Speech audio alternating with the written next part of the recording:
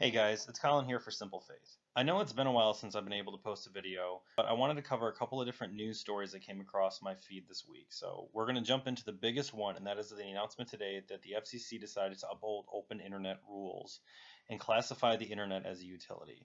This is a really big deal, and it's a big strike against the larger internet provider companies like Time Warner, Comcast, and Verizon. The reason this is such a big deal is because this is going to be used in order to make sure that the internet stays free and easy to access for all people. Now, I say free with a little bit of a hesitation because you do have to pay to access the internet, but once you have that access, then you can access anything you want to on the internet, all at the same standard rate. One of the things that was cited a lot was these internet fast lanes. Basically, larger companies would pay more to internet providers to have their web services load faster to your device as opposed to a smaller company. Now that the internet is considered a utility and the FCC wants to maintain an open and free neutral internet, there are no fast lanes, and that is a big deal because it means there are no slow lanes either for those that want to start up a small company or a small website or do anything on the internet that isn't going to generate a lot of money, kind of like this channel. Next thing that was very big for a couple of days was the Power Rangers and video. This gained a lot of attention, both positive and negative. People loved it because it was a fresh, modern look at the Power Rangers in an adult context. Negatives were it was a fresh, updated look at the Power Rangers in an adult context. The opening line states that we were teenagers picked to fight in an intergalactic war against an enemy we knew nothing about. It really starts looking at it through an adult eye of what would happen to these people, what would happen to society with all of this going on, how would people react and handle to these situations. Now, it's very mature. There's a lot of violence, there's drug use, there's partial nudity. It deals with some really heavy, deep themes. I, for one, liked it because I was a fan of the Power Rangers when I was growing up, and it was nice to see them kind of more of an updated, realistic look.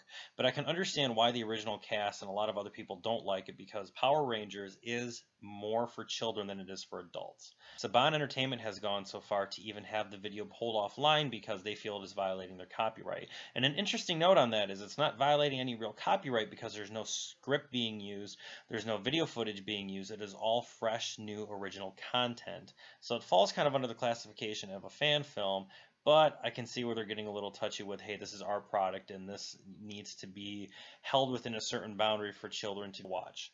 Third thing that I wanted to talk about was that the new Batman game has received an M rating.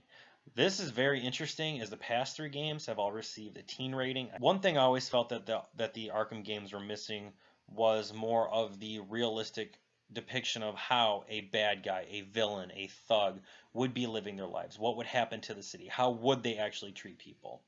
Now, for people that want to say it's too violent, all I have to say is just turn on the news, and you're going to see humans decapitating each other, burning each other, shooting at each other, using drugs. It's all around us. It's everywhere. The one thing that this game has going for it that the news and the media don't is you actually get to do something to stop it. You actually get to help save the people. And I think it's very important to show that as the good guy, you are the one that is helping saving people from their problems. I preached a sermon a while ago that said Batman is the modern contemporary of Christ. You have this person that's high and lofty in their rich mansion, and they step down into the crime and the dirt, and they try to save people. The methods of Jesus and the method of Batman are very different, and I understand that. But it's interesting to look at, who do people turn to and who do people look for to save them in a hard time? Now, the question I want to ask for you is, how do you feel when it comes to violence in the media? Should we completely remove ourselves from it as Christians, as I've seen over and over? Or is it okay to see it and realize that it is just fantasy, it is fake, it isn't real, it is just a story? I personally am on the side of it's fake and it's just a story. I don't have a problem watching something on a movie or in a video game. However, when I see something in the news or I see a video post of real acts being done to real people, it really does affect me. So where do you fall in line with the whole by beholding we become? Leave a comment down below and don't forget to like, subscribe, share us with your friends. My name is Colin and this has been Simple Faith.